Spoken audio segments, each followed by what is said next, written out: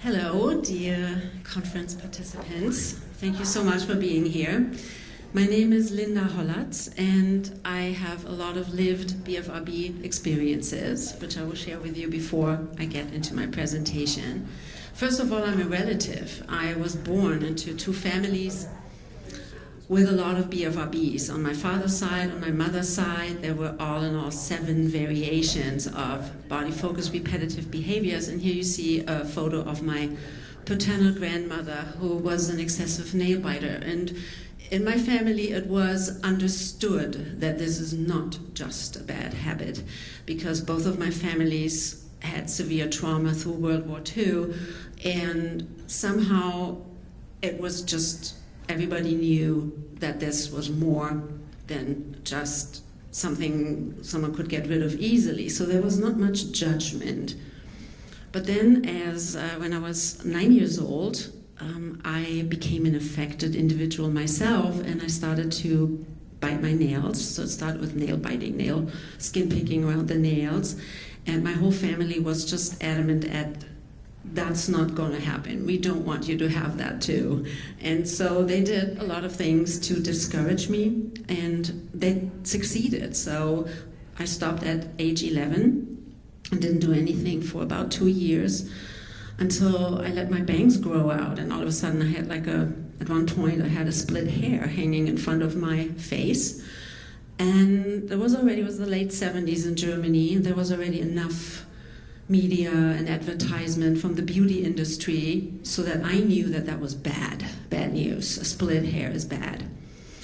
And I had all in all 4 different BFRBs throughout my life. I'm symptom-free today, and just so you know why I'm pretty much highly motivated to continue my research, which started when I was 18 years old. Again, back in Germany, no internet. And I found a microfiche. That's an old way of storing academic data at the University of Hamburg. And I saw a study in English, and I saw the word trichotillomania. And I knew that this was what I was looking for. And here you see an old abstract for my master thesis in psychology later, because I did study psychology to understand this behavior, to understand humans, to understand just everything. So I did become a psychologist. But I also became a hair professional because when I was 22 years old, I hadn't had a haircut in 4 or 5 years. Maybe I would cut my own hair a little bit, other than doing the split end repair BFRB called trichotillomania for many hours. So from basically age 13 till age 22, I engaged in that specific BFRB, which is not pulling the hair out, but also still spending hours on end engaging in that behavior. And then I got a haircut by actually an American hair professional who had a special approach, a special philosophy. And what happened was that after that haircut, there was no urge, nothing, and it lasted. And then the urge came back, and then I got a haircut again, and the urge left, and so on. So that was one of the things that contributed to my recovery process. And of course, I always wanted to know what is that about. And so throughout my life working with people as a psychologist and as a hair professional, this phenomenon of having less of a hair pulling urge after you receive a haircut occurred. And finally, let me just see here. I made this my research project. So today we will cover hair-focused repetitive behaviors in hair care, a little research overview. This is the title of my 2 studies I did for my dissertation project at the University of Cologne. I will highlight possibilities for symptomatic behavior alleviation, which are prevention, barrier function, habit replacement, self-care, and professional intervention. And I will share with you some, I find, important insights and applicable tips from the area of hair and scalp education, psychoeducation, and then I hope you have some comments and questions. We've been all hearing all sorts of names for the different disorders, and frankly, I do not resonate with the term trichotillomania. I do use it because it's been used in research, but whenever I have a chance to not use it, I don't use it because it's difficult to pronounce. There's stigmatization around it. It makes communication just a whole lot harder when you share. And hair pulling in the English language is much easier, but then, especially since I'm not a hair puller per se, or was not, and I found 8, or I didn't find them, I researched, and there are 8 different variations of hair-focused repetitive behaviors. I use that term whenever I can, because not all of them include pulling hair out. Here is an overview of the 8 different ones, and they'll have everything on my website, and I have business cards here for you, so you can just get everything later. You don't have to take notes or anything. The other term that's been used a lot is grooming, and it's really important, especially for my research, to find out how far hair care helps individuals with hair pulling disorder. But I find it old-fashioned. I have a 25-year-old daughter, and she would never say, you know, before going out, "Oh, Mom, wait a minute, I just have to groom my nails or my skin or my hair." It's just not being used. I feel it belongs into the realm of biology or, you know, animal grooming maybe. In the German language, we don't even have a word for grooming. The word for grooming and care is the same. So I use the word, whenever I can, body care, because I feel that that also shows the spectrum we're on. A lot of us engage in a BFRB that's related to body care and then just becomes excessive or pathological. There are about 29 variations of BFRBs, and here is the group of BFRBs which could be considered pathological body care behavior. It's the behavior that pulls out the hair that doesn't feel right, that feels, you know, frizzy or not correct or white or gray. We'll get to that later. And for skin, it's obvious. Skin picking removes perceived areas that are not healthy, like pimples and unevennesses. So same with nails and nose picking and mucus fishing syndrome, the repetitive cleansing of one's eyes. Hair care as a potential measure and as a support from a hair professional or dermatologist has hardly been explored. There's one study that we just mentioned in a talk just a few minutes before, and that is one study by Angela Neal Barnett done in 2000, where she interviewed 38 hair professionals, African American and one Caucasian hair professional, to find out what their experiences were with their clients who had trichotillomania. And the result of the study was that hair professionals can be confident. Something we all know, that the hairdresser is someone we can confide in. And they can also provide care for the cosmetic consequences of hair pulling, but they cannot help with the hair pulling behavior. So this was a great study done, the only real study. And other than that, only Franklin et al. Mentioned that hair professionals are avoided by people with BFRBs because of avoiding social contacts, and Charles Mansueto and the other authors mentioned in their book that hair care is self-care.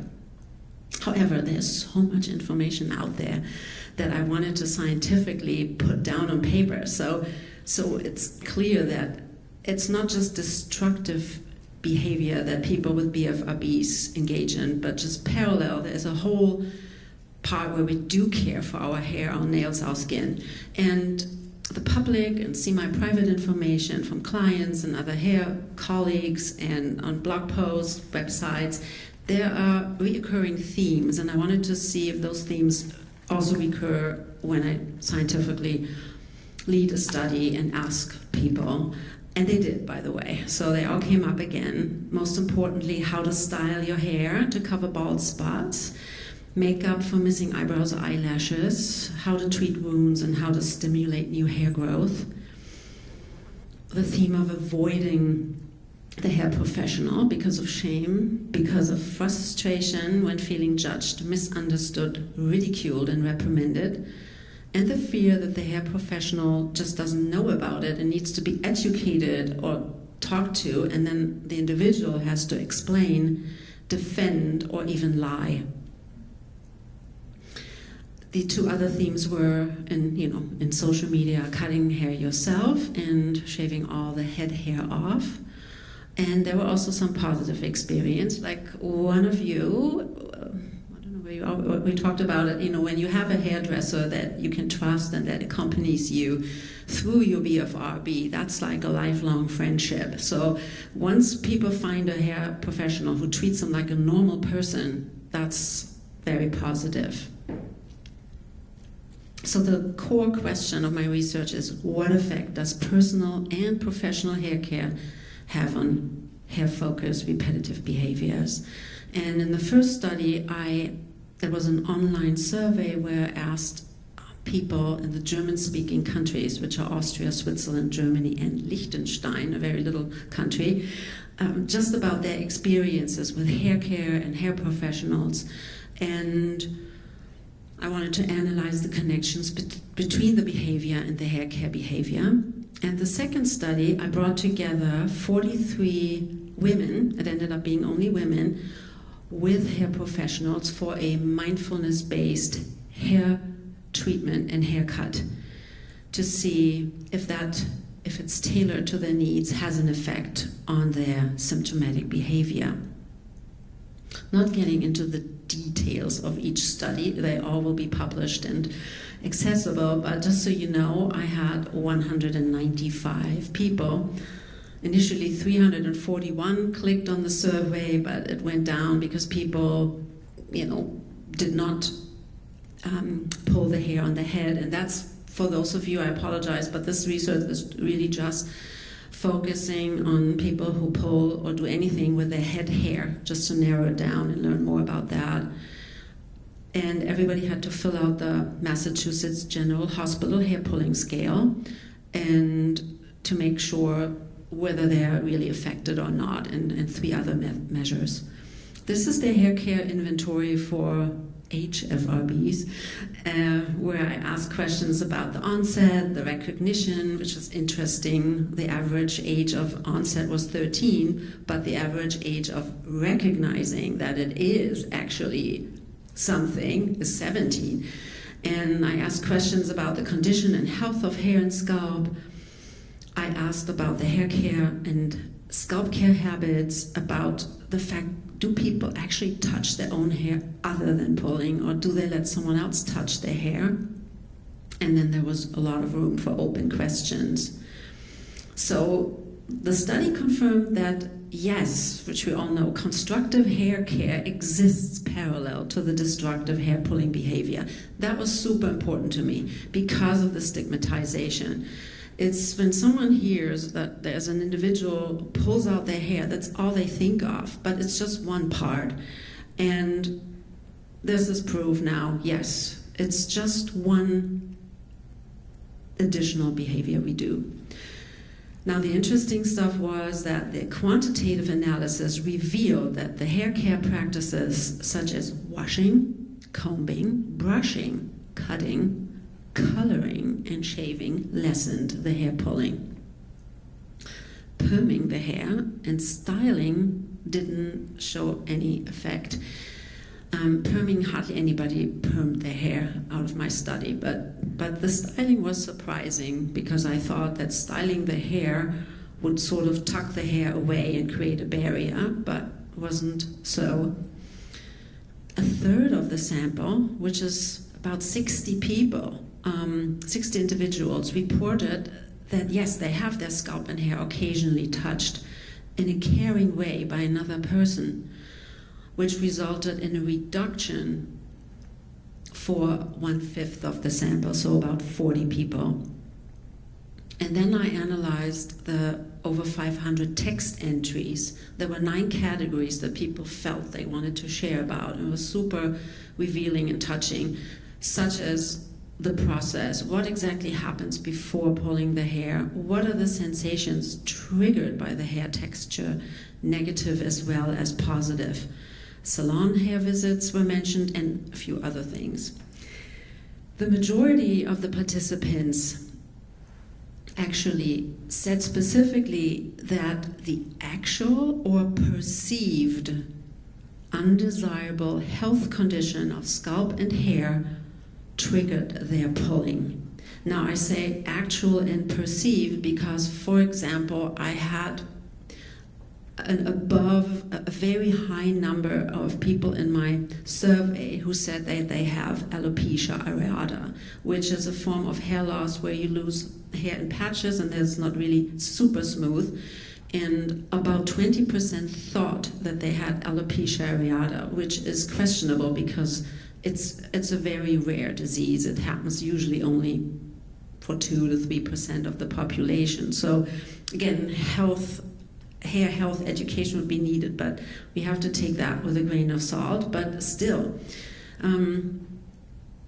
the health condition of hair and scalp was a trigger, and negative hair salon experiences outweighed positive ones. The people in my sample were about a third under the cutoff value of the Massachusetts General Hospital hair pulling scale, which means their symptomatic behavior was not as severe, whereas about 2/3, like 118, would have probably received a clinical diagnosis. And here I posted just a few of the many text entries. People really opened up, although it was just an online survey. I'm so sad that my hair has become so sparse. I try to do at least something good for my hair by taking care of it so that it does, so at least it looks okay. This is now really small print, but I just want to share with you, which we had in a lot of talks here before, that the process before and after the hair pulling and the hair texture is a huge trigger. As you can see, almost 70% feel for unevenness in the individual hair. Another high number, they glide along the individual hair. Again, it's now written black on white through my little humble research that yes, we do not pull out hair in tufts, but it's a very intricate process. And a third of the sample described in detail what else was going on before and after the pulling.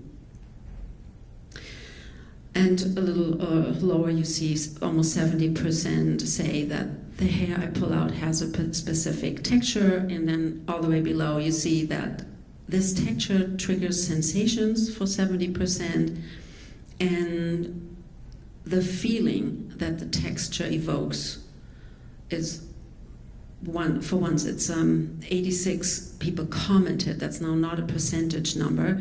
They shared that they judged their hair as bad or sick or undesirable, but then finding it evokes positive and negative feelings.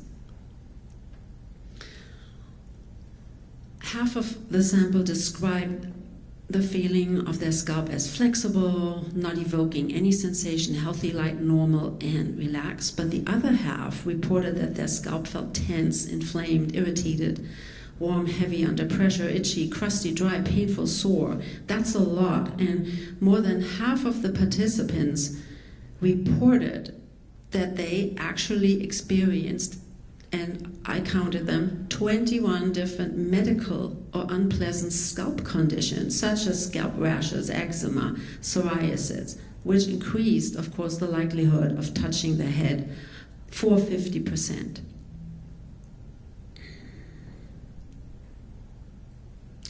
Here's one example that I'll go into a little bit more depth, just so you see how this was organized. Basically asked, well, how does it feel when you wash your own hair? And you can see that For 45.7%, they like it. It's pleasant to very pleasant. And for 30%, it's neutral. And for a smaller amount of people, it is unpleasant to wash their own hair. This is all, my intention is always to just, what we all talked about in all the presentations, is to have a highly individualized treatment and to make practitioners and therapists aware of how different we are. Some of us like to have their hair washed, like to wash it. Like for all the ones who like to wash their hair, that could be, which we will just see, a great barrier. How does it feel when someone else washes your hair? You see the numbers are switched. It's unpleasant for most of the people, but still when you add pleasant, very pleasant and neutral, it's almost the same. So yeah, half and half getting your hair washed. But then down the line, being able to go to a hair professional, into a salon, and saying up front, you know what, I would love for you to cut my hair, but please, it has to be cut dry. I do not like having my hair washed. That opens possibilities. And now the crucial question that I asked regarding any hair care behavior: does washing and conditioning your hair change the urge to pull your hair? And for over half the people, it reduces a little to a lot. And you see the second item, combing and brushing. It's not, the hair washing is definitely the biggest reduction, followed by hair cutting, a little bit lower, but you can see that also the combing and changes a little bit. The one thing that we have to be mindful of is the fifth question: does your own touch could trigger, does that change the urge to pull? And people do massage their hair, and they caress themselves, and they put their hands on just like in a comforting way. But then again, it is of course very close to then go into the other soothing behavior. First I asked, why would you not let another person cut your hair, and not just hair professionals? Because a lot of people, other people let their mom or their boyfriend or the kids cut their hair. It just varies. But yeah, we do anticipate why, because they're embarrassed to show their scalp and hair. They don't want to have to explain, and they don't want to lie. And why do you not let a hair professional cut your hair? Then it's, I don't want to show my hair to a stranger. And the next three questions were interesting because I used that for my A-B experimental study, where I brought the affected individuals and the hair professionals together.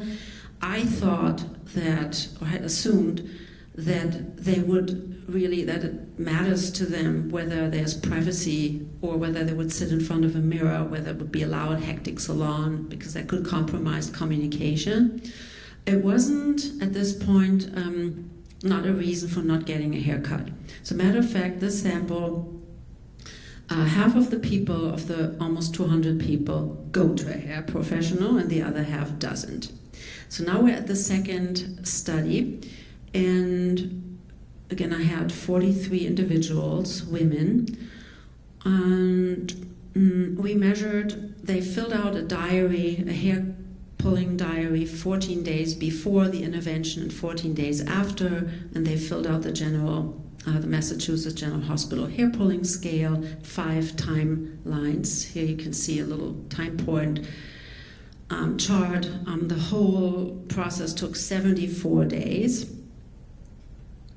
And I had 27 hair professionals in the country, in these 4 countries participating. They all participated in a training that I developed, which had different modules.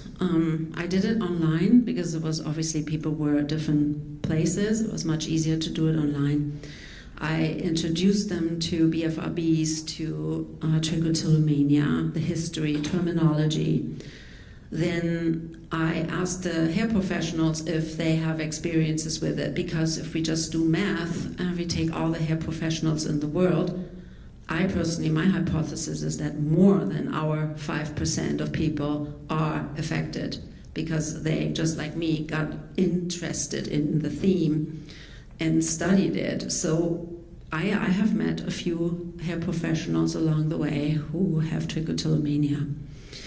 And then I invited some people with hair pulling disorder and had them, we were all in the same space, which was really awesome. Then there was an introduction into mindfulness and how that could relate to hair care. Then we went through the standardized appointment. It was an appointment that we thought that should be like 90 minutes long. The conversation, I'll show you in a minute, was supposed to take place at eye level, and the hair care tips and the conversation was supposed to be initiated by the individual, not by the hair professional. So this is a salon in Cologne, and that participated in my research. And here you can see it's a one-chair salon where you have focus and privacy through the kind of milky window. And the participants, the consultation took place before the haircut while both people were sitting down at eye level. Because when you are cutting people's hair and you're standing behind them, that's a very kind of an uneven situation, right? So, and then looking into the mirror and looking back, it's just not facilitating like really connection. So that's a possible setup, or was a possible setup. And then the participants were asked to choose whether they wanted to look into the mirror while receiving a haircut, which some people do because they want to make sure, they want to just like watch it, but others don't. And so that was the choice. They also could choose between silence and relaxation music, and of course whether or not they wanted their hair washed, and it was just all really personalized. Yeah, and the results are more than I could have dreamed of. It showed that even after 60 days after the intervention, the hair pulling was less. And the diary entries, if you just go all the way down, just 2 weeks before and 2 weeks after, which was more what I expected. I expected sort of that within 2 weeks people would pull their hair less.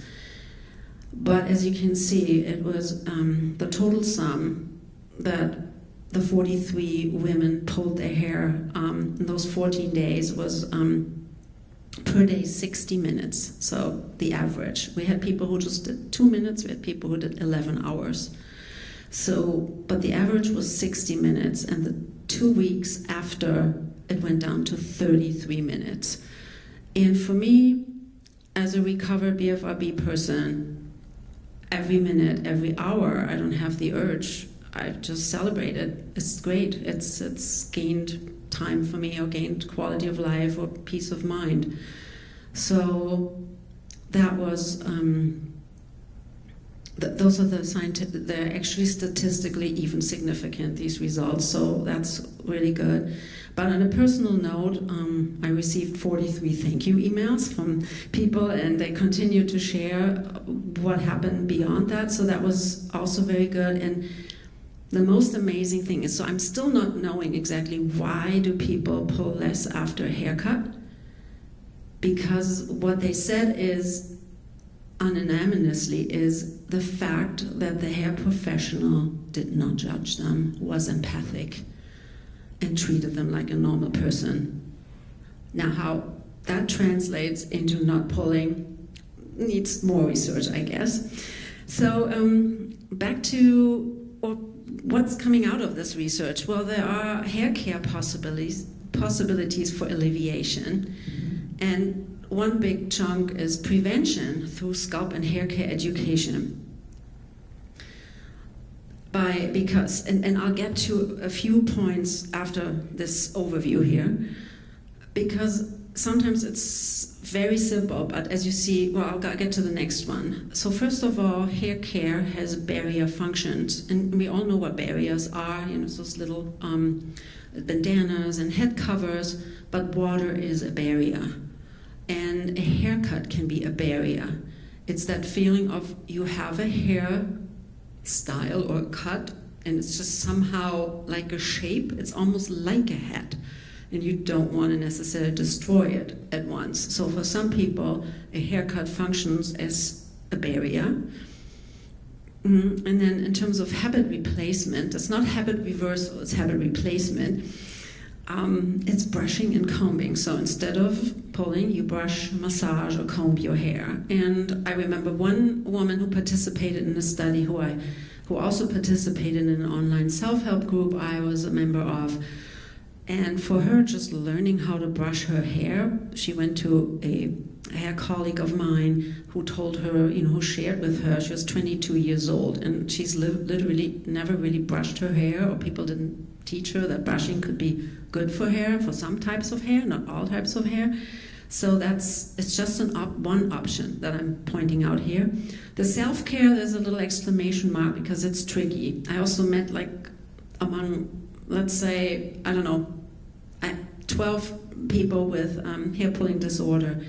There's one who will say any type of hair care triggers me, and the other ones say, well, it alleviates. And then the professional intervention, I'm referring to co-creating a hair appointment with an understanding and educated hair professional or professionals, and that is not that difficult. We'll get to that. So, how are we doing on time?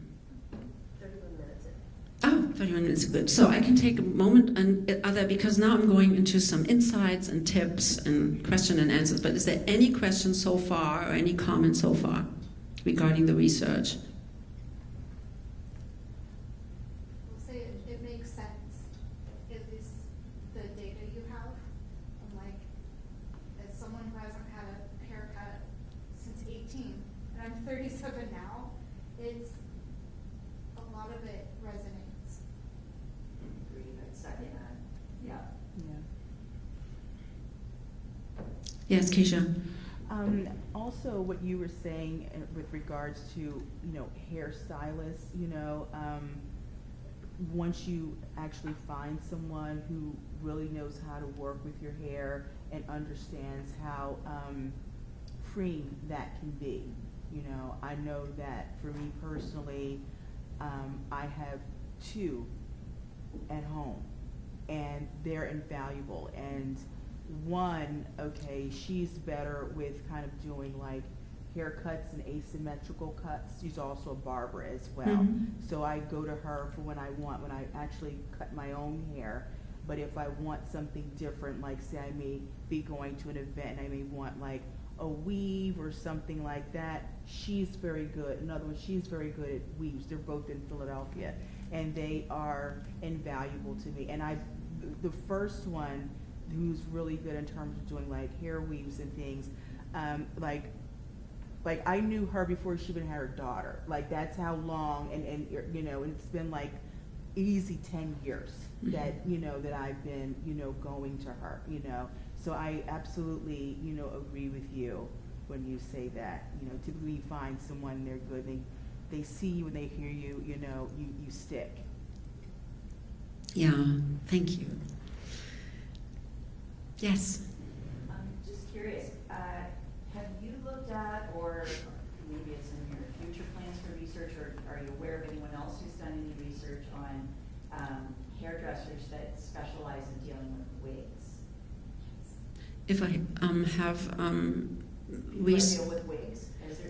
Did you look at hairdressers that work with people with synthetic hair? No, I mean, I know people who do, right. And I think it's a big part of course, BFRB consciousness that we consider work with people, and also when we have in Germany we also have a BFRB conference every 2 years. There are people, wig makers come, and they're just part of it.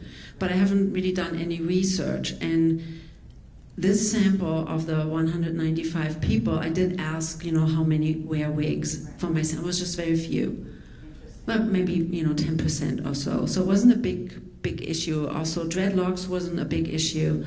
maybe one or two people used extensions and dreadlocks, and I only had, due to being in Germany and so on, I only had I think a couple of people with African German hair, as we call it, for other African hair, who said in the remarks and explained a little bit more why certain questions, she answered certain questions a certain way.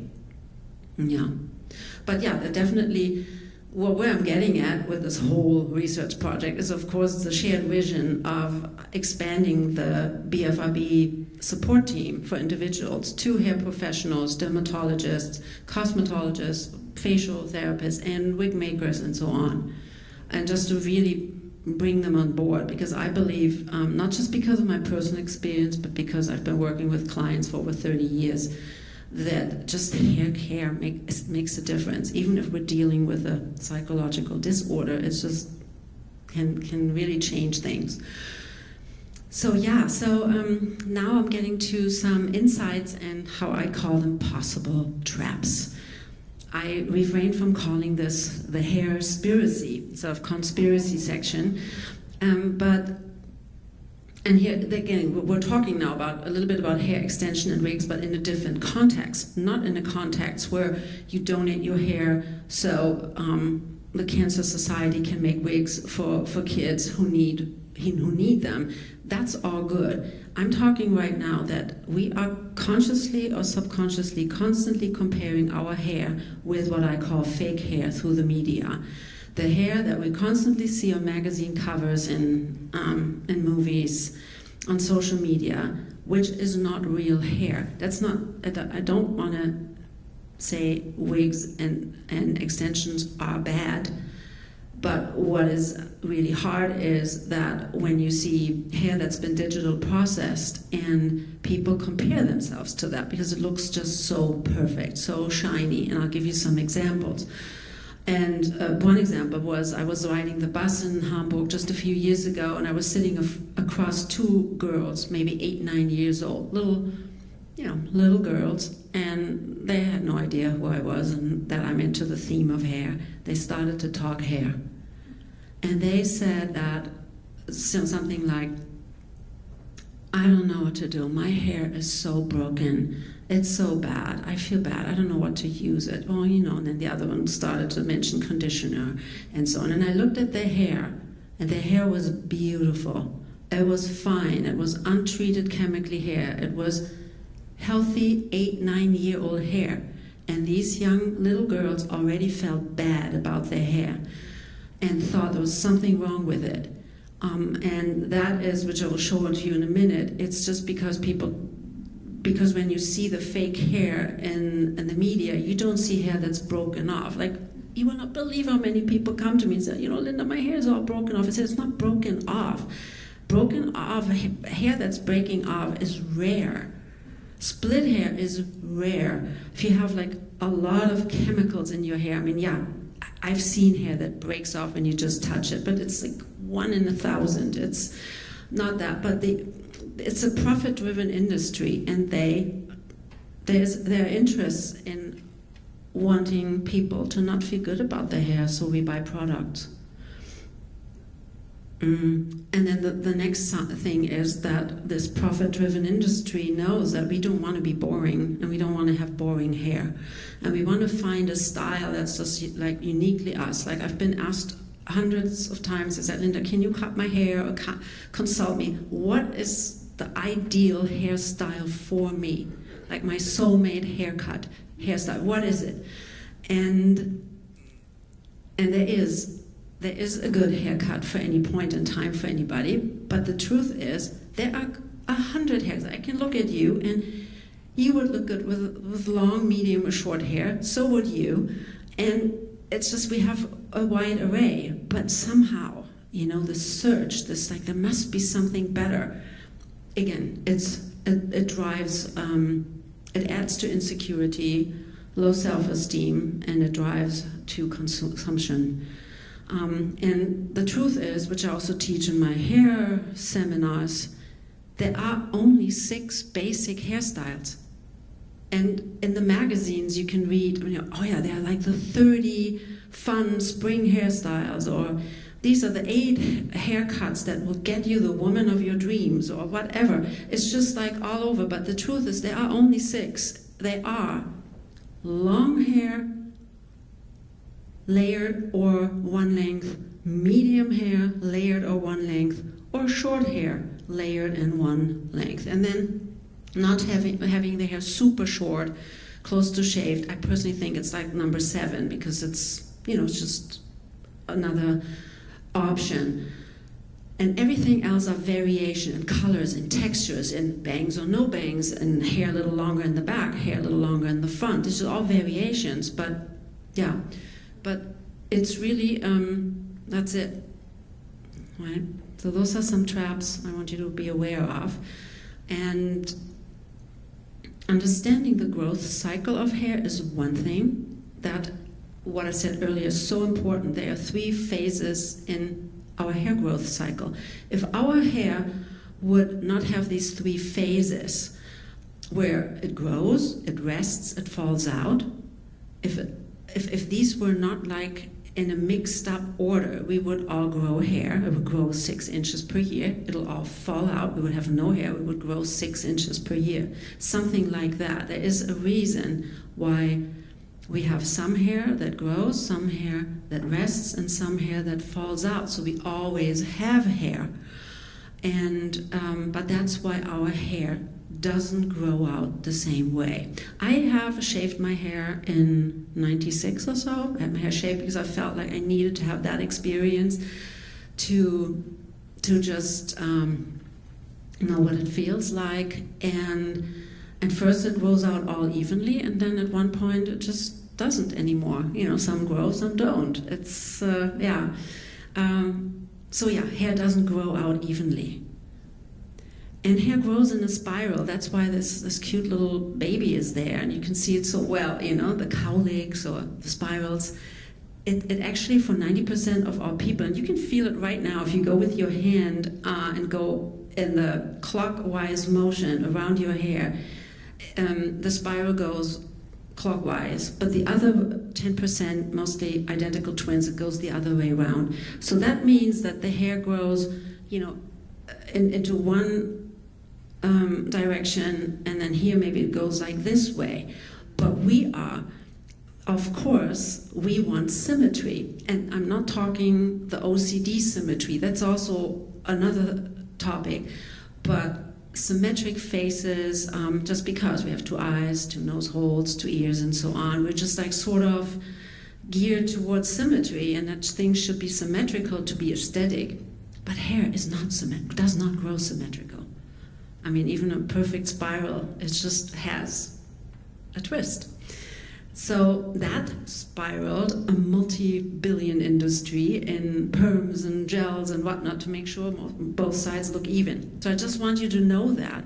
And when you have a young person come to you and they say, oh my God, my hair is all broken, just say, well, let me look. And then if the hair, the hair that grows out of the end kind of fans out, like just becomes more pointy, then it's just literally the hair that came out and was never cut. It's not broken. How to wash your hair. Who of you washes the hair once in one day or setting? Who is a one-time hair washer? Who is a 2-time hair washer? Who washes twice? At one, like let's say tonight you go into the shower, it's time to wash my hair. Do you wash it once or twice? Once. Yeah. Oh, All once? Okay, good, yeah. Well, that's a good turnout for one-time hair washers, because, again, that's something, well, first of all, in Germany, again, the language is a bit different, but we actually we don't even use the word shampoo anymore in my circles. We just say scalp wash, but it just doesn't sound appealing in English. But scalp wash. But in German, it's Kopfhautwäsche. It sounds sophisticated even, because the truth is, we don't need to wash our hair. If I wash my hair just twice a week, let's say that's 100 times a year, and I wash the hair and rub it, it will cause friction, it will cause frizziness, it will cause damage, maybe, not necessarily. But just imagine you wash a piece of clothing with natural fiber, linen, cotton, and you just wash it 100 times. The pills, it just wears out. We only need to wash our scalp, and the photo shows a woman who parts the hair in the middle, and it shows an applicator bottle, which you can get for $1 at a drugstore. And you could fill that applicator bottle with just a little shampoo and more water and just put it straight on the scalp and then massage the shampoo or whatever in. And then you save so much shampoo, and you save on rubbing the hair, which again, back to the study, if we can, I mean, what if hair was not frizzy and dry and damaged? Would some people maybe pull less, right? So that's just the thinking behind it. Okay, I have 15 minutes left. I'm just going to zoom through this. This is what I call hair texture shaming, and I'm not even talking about African or hair from the, as you said, black community. This is an advertisement where they went so far that they put where you see the gray, where it says goodbye, roughed up chaos, and hello dream curls, where they actually put in the magazine a texture that's like rough like sandpaper. And yeah, that is what we're up against in judging our hair. Yeah, and worldwide, the most desirable hair texture is smooth, shiny hair, which you can see on magazine covers of different communities: Hispanic, Black communities, people of color, and also Caucasian communities. It's just what it is, and it's being used. And the industry is, of course, driven to provide us with things that we don't have because we want variety in life.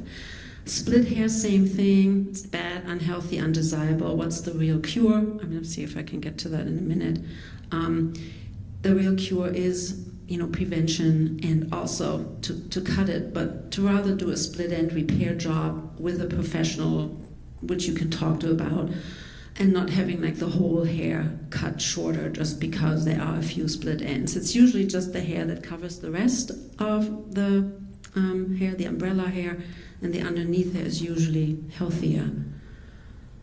Creating a great experience with a hair professional. Let me see what it is, because I want you to be able to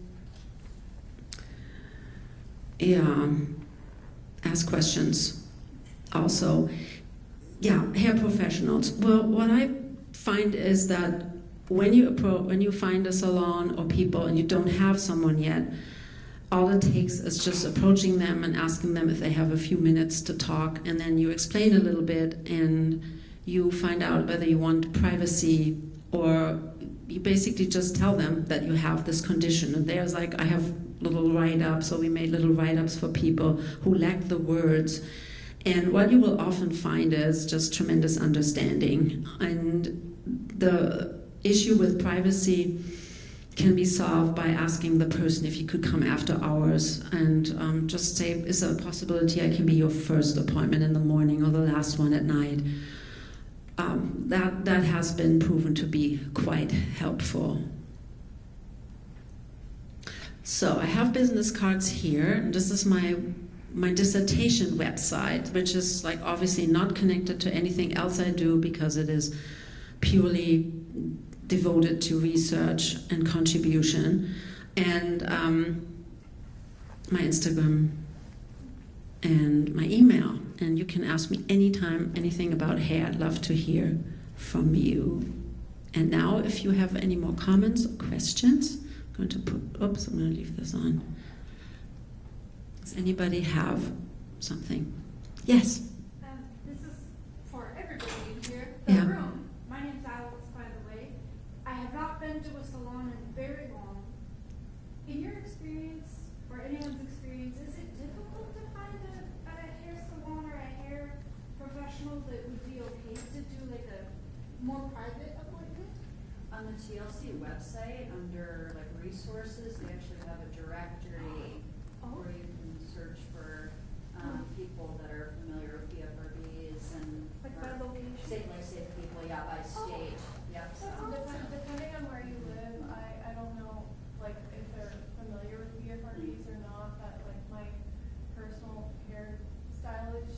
a small business, so she runs it out of like, there's an area that has like a bunch of individual salons, so she only takes one person at a time anyways.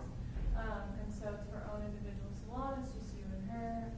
That's beautiful, yeah. Since I'm a therapist and I actually like, because I'm kind of passionate about what I do, and then end up talking to her about BFRBs and OCD and stuff like that. And so you'd be surprised how people are willing to learn and are interested in that sort of stuff. Maybe if I got to that is a lot of them have a private room in the back that they will take you in. You might not see it, you might walk by in a mall and see all open ones and think, I'm not going there. Yeah. But if you just make a phone call and say, do you have a private room? And anyone that I've gone to, because I've gone to a few, I didn't go for like 20 years. Yeah. But then I started going again. And I find if you call ahead first, explain your situation, almost always they will say, we know people do this. Yeah. Some people are comfortable telling us, some people aren't. I don't think I've met one yet out of the maybe half dozen I've gone to in the last 10 years who don't already know about it because they've seen it. That's wonderful. Interesting. That's good to know. Yeah, well, I think we in this room are all more educated and into it, you know. But for example, the one research study, the 50% who will not go to a hair salon is just because of the bad experiences. But I think we already have, you know, figured out the resources, and of course TLC has contributed to that as well. Yeah. Any other question? Yes. Is your research or your slides available to give to local hair salons? You mean my training or just these slides? Presentation, yeah. Well, at this point, because my 2 articles are not published yet, but you could give them my website, and there's a lot of information on there, and they can always contact me. But I can't yet give this out, but soon. You know. Yes. Sorry, one more. Yeah. Very brief. When will your research be published, and how close are you to earning your PhD? Well, it depends on you know, a few factors, the submission process, but it'll be next year. Yeah, and if you go to my website and stay in touch, then I'll send out the good news when they come. But yeah, I'm hoping before the summer next year. Yeah. I have one last one for you because I know everyone wants to get to lunch, but it's amazing you're doing this and putting this all together. I mean, you and I chatted about this. Yes, thank you. So cool that you're doing this. Are you like on your own in the world, or are there do you have colleagues in other parts of the world that you know of that have also done similar things where they tried to put this experience together with hair care, with psychology? I think that putting hair-focused repetitive behaviors in research for a dissertation project has not happened so much. There's actually most dissertations that have been written on hair, and just hair, not hair-focused repetitive behaviors, are from the African community, because there's just so much psychological experience to explore, to write about, and to research about. So it's definitely not the first dissertation on hair, but it's probably one of the first ones on hair care and BFRBs, yes. Yeah, thank you. Thank you all for coming, and I'll see you at lunch.